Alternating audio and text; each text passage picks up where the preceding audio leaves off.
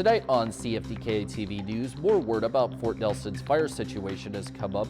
Another man appeared in court for the shooting of Hardeep Singh Nijjar, and a musician has taken advantage of the Canucks' playoff appearance. Northwest BC's only television news team. We are CFTK-TV News. Good evening, I'm Cale Baslett, and here's what's making the news in the Northwest and beyond for today. Fort Nelson is on high alert with two nearby out-of-control fires. The community remains under evacuation order. CTV's Andrew Johnson has the first images of homes damaged. There has been a lot of conflicting information coming out of Fort Nelson via social media from people who refuse to leave. And evacuees have a lot of questions. Well, now we know for sure there have been some losses. In new video emerging today from the Fort Nelson fire zone, shot by someone who defied the evacuation order to leave, we can see where fire carved a path along the highway outside of town. And now the region's mayor is confirming what's been most feared by many. More than one home has been damaged or lost. This is a very sensitive topic. I mean, I can confirm that there has been some structural damage in the outlying areas of Fort Nelson. There's been no structural damage at all within the town proper. But out along the stretches of the Alaska Highway, in close proximity to where this started, there has been some damage. Fraser says officials are still trying to get a better idea of what's been lost, and affected homeowners have not yet been notified. The massive Parker Lake fire burning west of Fort Nelson is approximately 84 square kilometers in size, burning just a couple of kilometers west of town. Close to 5,000 people were forced to evacuate Friday. 2,000 of them are staying here in Fort St. John, and we're told many are wondering about whether enough was done to safeguard the town before the fire sparked. Doing the little controlled pre-burns kind of thing, burn up the brush and stuff like that, get it out of the way so that if something did happen, they don't have something to feed the fire with, right? Evacuees tell us they are very anxious to learn more about that potential damage to homes in the outlying areas around Fort Nelson, and they also remain grateful for all of the support from neighboring communities as they wait in limbo for any word on when they might be able to return home. Andrew Johnson, CTV News, Fort St. John. The new hospital is one step closer to offering prime health care thanks to a partnership between the Prince Rupert Port Authority and the Dr. R.E.M. Lee Hospital Foundation. Though a $51,000 commitment from PRPA's Community Investment Fund, a new Scopus ear, nose, and throat ENT navigation system has been purchased for the new hospital in Terrace. The new imaging offers electromagnetic technology for high-definition guidance during complex sinus and skull-based surgeries. According to the foundation, up to 60% of rhinology patients require surgery. With the new ENT equipment, the need to refer to Vancouver will be greatly reduced, potentially saving patients travel time and expenses while keeping them closer to their personal support. This upgrade will not require any new surgical instruments as the hospital is otherwise equipped for this type of surgery. Over the next couple of months or so, the Kitimat Museum and Archives will lay host to its first ever all-Haisla community art show called Haisla Artist, an Indigenous art exhibition. The exhibition is set to last at the museum until July 13th and will feature the works of around 26 different Haisla Nation artists in the large age range of between 18 to 90 years old.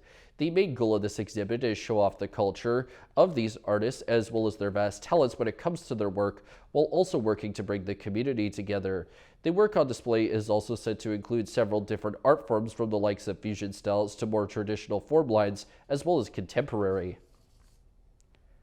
A First Nation west of Prince George has begun searching the site of a former residential school for potential unmarked graves.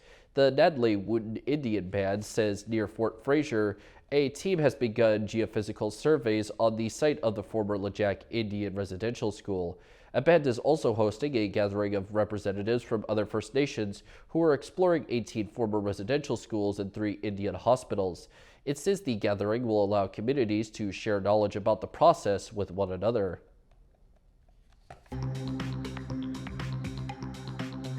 Coming up next, a boy's unfortunate passing has led to his parents trying to spare others of his fate. Welcome back.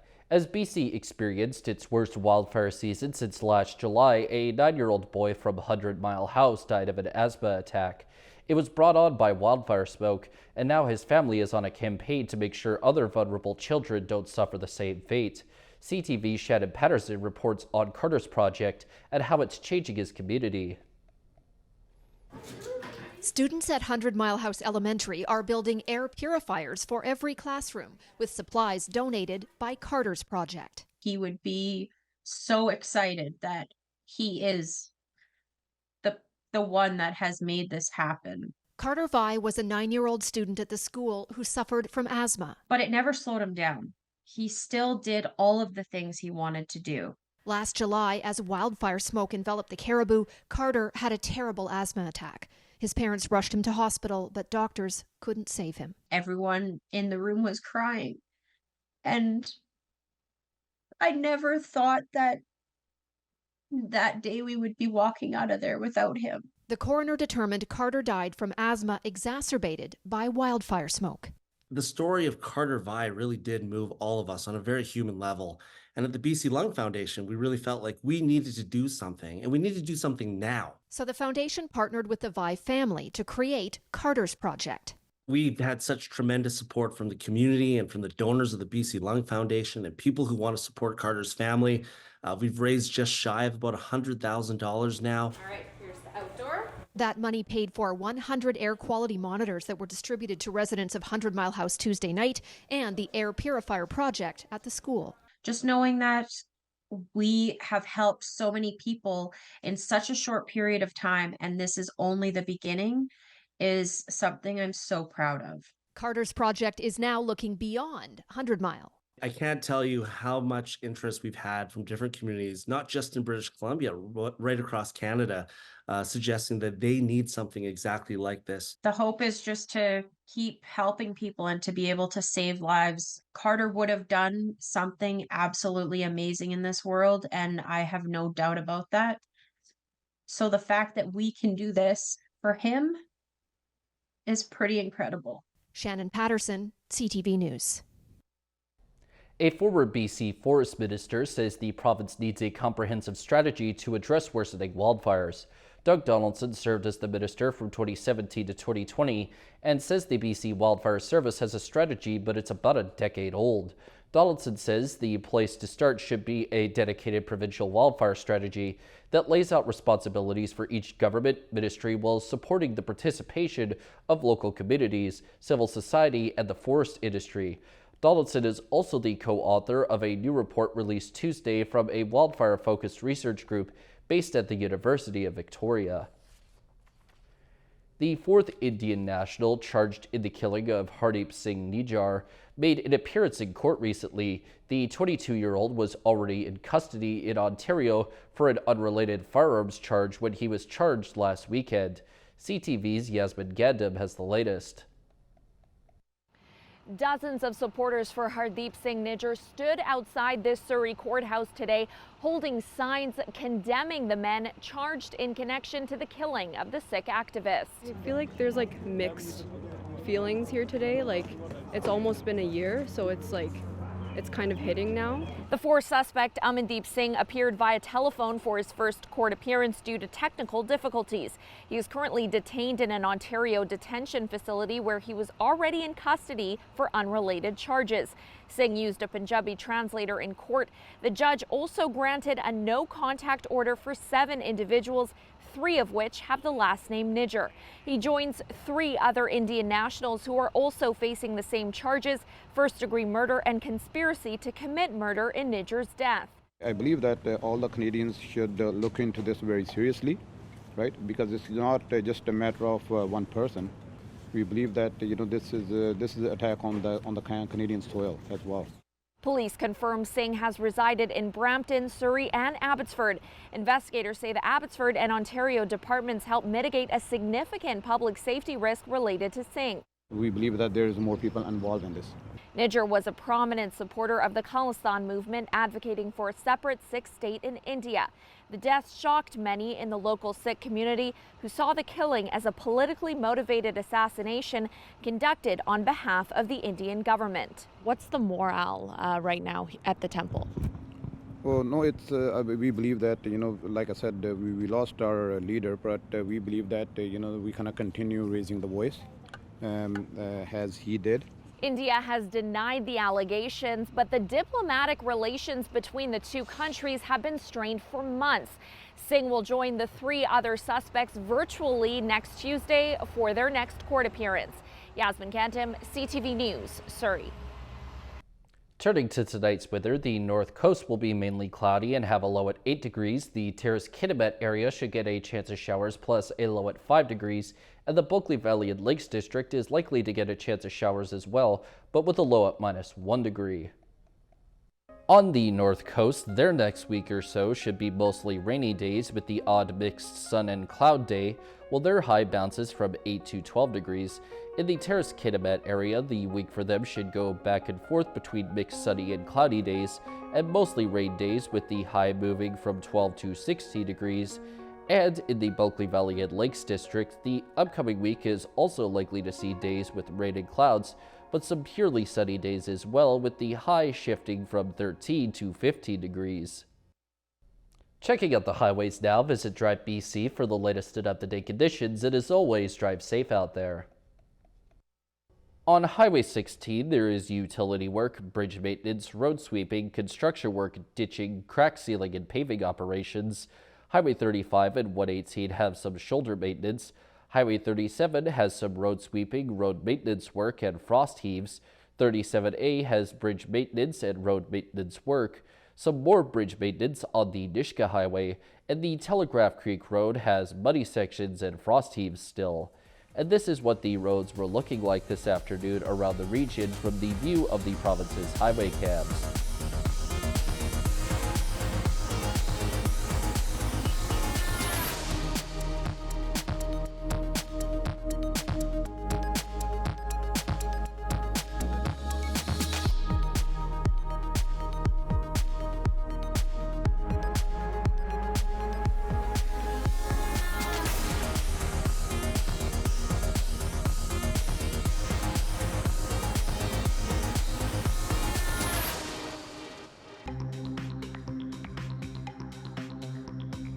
Still to come, BC Ferries is likely to have a big test this long weekend.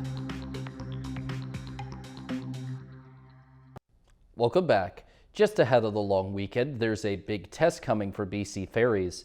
After a tumultuous summer last year, the company says it's pulling out all the stops to make sure things will be better this time. But they did admit that there are no guarantees, and things always tend to go wrong, especially at the busiest time of year. St. John Alexander now with more.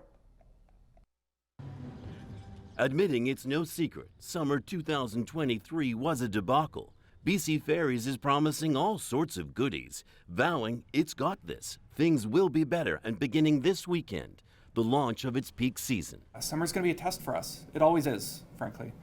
But we're ready. To accommodate what may be record traffic, some 8 million passengers, ships are fixed and ready earlier than normal. There will be extra sailings, entertainment at terminals, gender-neutral washrooms, and a whole lot more staff. In fact, they're still looking for more. So if you or anyone you know is interested in a career at BC Ferries, you can go to our career page on our website. This is important because BC Ferries knows, following that terrible summer, with canceled ferry after canceled ferry, the situation right now is unacceptable. There is a harsh spotlight shining on its performance. We're ready. And we know that we're going to do better than we did last year. But in a candid move, the company admits it won't be perfect. Things always go wrong, and there may be times when there still won't be enough staff. There is always a chance that that a crewing issue could arise that leads to a sailing disruption. I think they're following a good PR code of, they've messed up and they've fessed up to it, and they're messing it up, and we're going to see them do much better. The union is cautiously optimistic, saying the test begins this weekend. We think BC Ferries has made some steps in the correct direction and hope that actually leads to some reliability. I think if you live on the island long enough, you know that's part of what happens. You sit and wait for a bit. To sweeten the pot further, BC Ferries says beginning in June, its 4% fuel surcharge on tickets is being removed. Every August, hundreds of cyclists hit the road for a 200-kilometer two-day bike ride to raise money for cancer research. And among those riders, there are plenty of powerful stories of resilience, including Gilly Furlan's cancer journey. CTV's Mona Mahmoud has the details. 36-year-old Guillaume Gilly Furlan has a love for contact sports. Cycling, however, is a newfound hobby for Guillaume, inspired by his wife. I knew that it would be an amazing opportunity for us to just have something for Guillaume to kind of look forward to. Something to look forward to in the midst of a time they describe as a nightmare. And all of a sudden started getting headaches, and those progressed to issues with light. His symptoms were misdiagnosed as a sports-induced concussion, but they were masking something far worse. One day I just didn't wake up, and I was brought to the hospital and they found a giant tumor. That was the start of Guillaume's 3.5-year battle with brain cancer. 2 surgeries, a round of radiation, multiple MRIs, and different doses of medication resulted in a prognosis that made time stand still. I was told that I would have 6 months to 2 years. We grieved the loss of this kind of future that we thought we had, the kids that we thought we were going to have, our family. Then that realization turned into action. They hit the road with 6 of their closest friends last summer, training for the 2023 Ride to Conquer Cancer Tour de Cure. Team Gear Up for Gilly raised an impressive $40,000 for the BC Cancer Foundation. They really have wrapped themselves around us for an extended period of time, and that's like a marathon. It's not a sprint now because, Guillaume's still here and we still need the love and support. So they've been amazing, and yeah, I couldn't have done it without them, for sure. After enduring hills and valleys, both on and off the bike, Guillaume is finally experiencing a rider's high. In January, an MRI confirmed his brain tumor had stopped growing. I'm actually feeling so much better. I'm feeling alive. I'm feeling, I'm starting to get drive back. Drive to get back on the bike this August. It's completely changed my life, but I'm still here and I'm still fighting, so I'm glad to be here. Mona Mahmoud, CTV News, Vancouver. The success of the Canucks playoff run is paying off for pubs and restaurants throughout the province, and now a local musician is also reaping the benefits. CTV's Kevin Chirac explains how a catchy tune, some creative marketing, and Canucks Fever has helped a singer-slash-songwriter soar to new heights.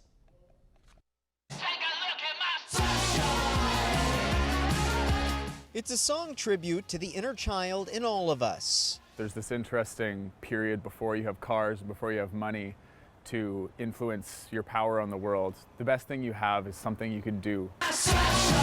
In this case, the slap shot. The song was released weeks before the playoff run, but as Canucks Fever hit, Adam Kirshner had an idea. I bought a ticket to Game 1 of the Stanley Cup playoffs versus Nashville for $400, 4th row.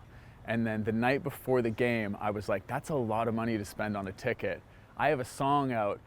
I should try to get it played in the arena. My whole life could change tonight. So on social media, the lifelong Canucks fan made an appeal to the team's in-house DJ. And at the game, during a break in the action, this happened.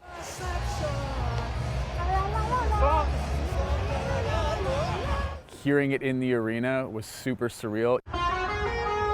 He was also asked to perform at the pre-game party and is in talks to play inside the arena for an upcoming game.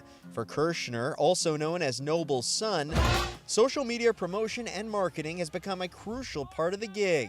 If I'm going to spend 80 hours making a song and I'm not willing to spend 20 promoting it, I'm kind of just handing it over to die. You now have to do everything yourself. The good news is that you can do everything yourself. This music business expert tells CTV News creative social media could make or break a career in the competitive music industry. Sometimes the difference maker isn't competing on the level of music, it's doing something creative that helps to break the tie. Kirshner says the Canucks effect is real, with Slapshot tripling its streams in just a week. It's in the game. He's also launched a campaign to have his song featured in the next EA Sports hockey video game. I'm coming for you. Kevin Chirac, CTV News, Vancouver. And now we turn our attention to the stock markets. The Canadian dollar is down 3/100ths of a cent. The price of gold is down $9.40. Oil is up 60 cents. Natural gas is up 8 cents. Aluminum is up $47.50. In Toronto, the TSX is up 15.07 points. The Venture Index is up 1.40. In New York, the Dow Jones is down 38.62 and the Nasdaq is down 44.07. Still ahead, the series between the Canucks and Oilers is coming down to the wire. Welcome back. It's down to a best of 3 now between the Canucks and Oilers after Edmonton tied up the series with a last-minute win. So what does head coach Rick Tocchet have up his sleeve for Game 5, and will one of the team's biggest stars rise to the occasion? Here's CTV's Kevin Chirac with this week's Ringside Report.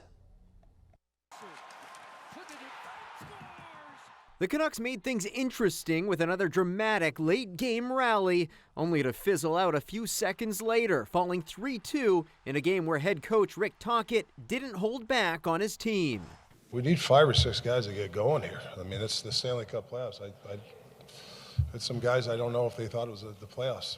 All-star Elias Pettersson held pointless Tuesday with just 1 goal all playoffs. Why has it been so difficult these last 3 months to generate the way you maybe did previously? Yeah, good question. Obviously, myself, I know I can be better. I'm trying out there. Maybe not going the best way right now, but I'm trying. I want to win. Pettersson admitting he's fighting a cold, but not making excuses. Fans and the team hoping to get back the perennial all-star who's made magical plays look easy. Tocchet adding his line mates also need to step it up. I'm not sure he's getting sometimes the help he needs, but saying that, I think he still can drive play a little bit better. As for Thatcher Demko, who's been out since the first game of the playoffs after injuring his knee, Tocchet says he's making progress. All I know, he's improved immensely the last 72 hours. The last 2-3 days, he's made some strides, big strides. Demko's status for the series remains up in the air, and other players could also get a shot, including forward Vasily Podkolzin and even intriguing forward prospect Jonathan Lekaramäki, who has yet to make his NHL debut. Put it this way, I told you guys when I took the job, I'm swinging the bat. Like, I'm not scared. If Game 4 taught us anything, it's how quickly momentum can shift in a game and a series, and the Canucks will be looking to get it back Thursday night here at Rogers Arena. Kevin Chirac, CTV News, Vancouver. What started with a jolting shock of falling into the cold ocean during a sailing lesson has resulted in an award-winning invention made by a Victorian boy. Liam Pope Lau's fall in grade 6 set off his design for a self-heating life jacket that might one day help people stay warm during water-related accidents. He first won the Youth Innovation Showcase with the invention in 2022, and since then he's been getting advice from BC Ferries, Mustang Survival, and the BC Life Saving Society. Now his Life Heat invention has won a national award in the technology category in the Ingenious and Youth Innovation Challenge, which includes a $10,000 prize. That's all our news for now. From all of us here at CFTK-TV News, I'm Cale Maslin. Thanks for watching.